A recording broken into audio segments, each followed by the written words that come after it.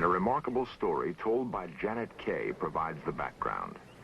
On the night of November 2nd, 1975, I was sitting here doing my homework, and I looked out the window, and right above the blue building, I saw a UFO come down out of the sky. And it landed behind the building, and behind the building is a football field. It landed there. There were two other witnesses, Janet's mother, Helen, and her brother, Jerry. A lot of people in town saw it. I don't know how many people saw it and told us the next day that they saw this thing up in the sky. In the sky. As we pulled around the driveway here, I noticed up by the blue shed over there that there was something in the sky. So I pulled out of the driveway, and I said, turn down here, we can maybe get closer to it. So we just went over this way. And then you could just see it real good before the trees. It was definitely right there. And we just drove up here, and by that stop sign there, the railroad tracks, there's a fence across, so we couldn't go any further. And we just noticed it. It was just coming right in front of the trees, and we just stood here a minute till we saw it just glide over the top of the trees, and then it was gone. Well, a couple days later, after we saw the UFO go down, I saw a lot of people over here looking at something, so I came over here, and I found this big brown spot on the football field where the grass had been burnt. As you can see, the blue building is right over there, and the burned spot is right here. And it's right in line with the window we saw the UFO come down from. Now, this happens to be the sample from the Medford site, number 2, which does show some strange luminescence properties. And so I'd want to make sure that the sample that I'm dealing with is not in itself radioactive. And I don't find that it is. I don't see any evidence of increased radioactivity. Yeah, at the time, it wasn't scary. It didn't frighten me when I looked out the window and I saw it. I didn't get scared or anything. But afterwards, when I realized that what I had seen was unexplainable, that's when it started to get scary. And then when they found the patch on the football field, well, that got a little worse. Furnace ready to be inserted here into the light chamber. And now we've inserted the sample, which is on the electric furnace, into the chamber, and we're going to start heating it. It's been 6 months since we saw the UFO go down, and as you can see, the burnt spot is still visible.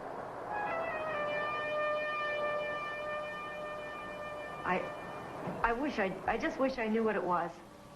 Don't you think so? Yeah, I mean, if it was something, you know, from another country or something the Army was putting up in the air, I wish they'd come and tell us that, that this was it, and not just leave us out here thinking that it was something from some outer space place.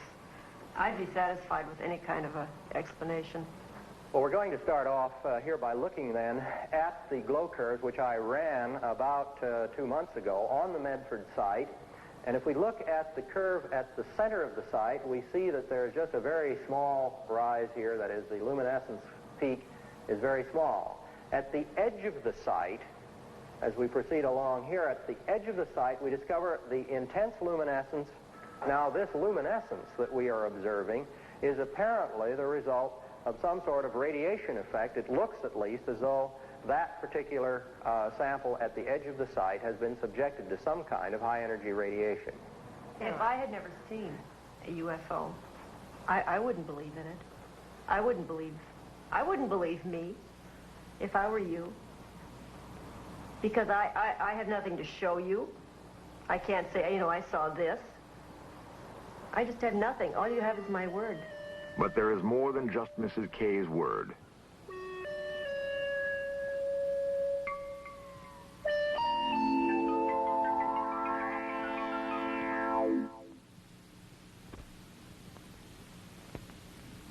In a recent Gallup poll, 15 million Americans claim to have seen a UFO.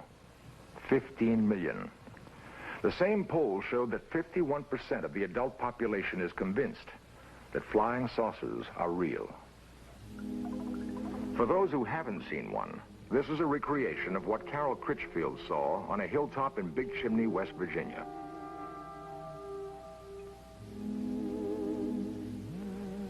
The artist used the same technique that a police artist would use in recreating the features of a suspect from the descriptions of witnesses. And this is what Philip Baker saw on the town road in Mellon, Wisconsin.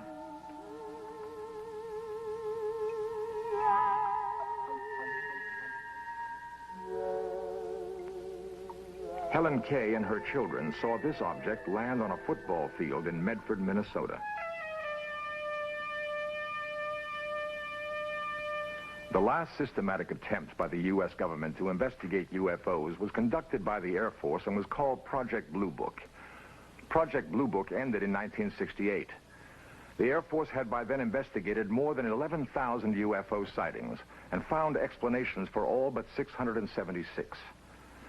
The Air Force seemed to have no interest in the sightings it could not readily attribute to earthly phenomena.